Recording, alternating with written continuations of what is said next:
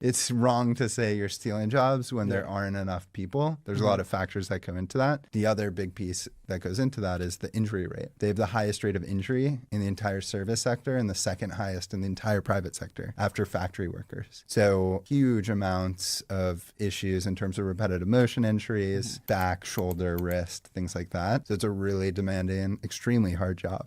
So all those factors say that, and the data shows that people don't necessarily want to do this job anymore. They don't want their kids to do this job anymore. So now there's this evolution out of that. I see robots as being a big part of the solution to fill that gap, to take on the things the robotics people say, 3Ds in robotics, dull, dirty, and dangerous. What was the first one? Dull. Boring. So boring, repetitive, dirty, or dangerous are best for robots.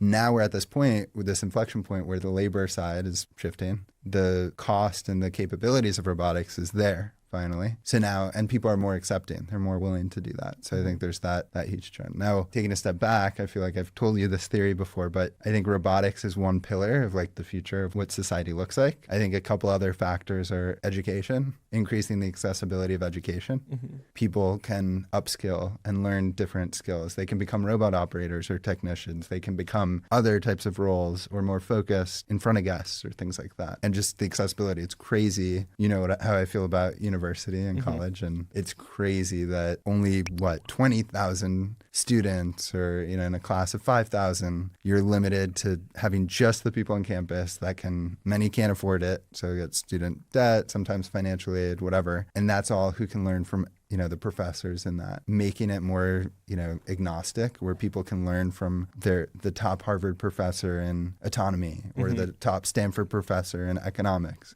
And you can have these decentralized degrees, basically, is another part of that, and opening it up to people who wouldn't normally have those opportunities. Yeah. And then universal basic income is like the third pillar. I think that's the third pillar. Before getting to UBI, I do think the fucking education system, it's like this strange crime lord. Especially if you think like MBAs or even a lot of liberal arts stuff, like a great book school, those great books would cost you $4,000 all for all 100 of them. And you could just read it on your own. You could find discussions online, but what you're paying for is just this little diploma thing / a network. And it's just you're joining this team and you're going into tons of debt for it. And it's decreasing in value constantly, but there's still this weird societal thing that 99% of people don't question.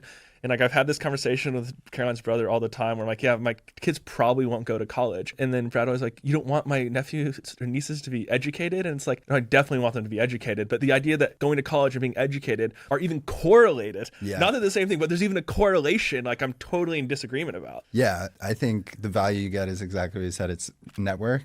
You get a piece of paper that looks fancy depending on where it's from, which could potentially land you a job or in some cases, although that's shifting too. And then the social side, I would say that is part of it too. Just the networking side of it, but also just developing socially. Yeah, or learning how to become an alcoholic. I think for the majority of college students, that's another way of saying it. Yeah, that's what so much of it is. Yeah, no, especially in the Midwest schools partying, and fraternity scenes and stuff. Yep. Full on, I watched a lot of people really suffer, and I can't say it's benefited me that much. Yeah, learning how to drink beer well.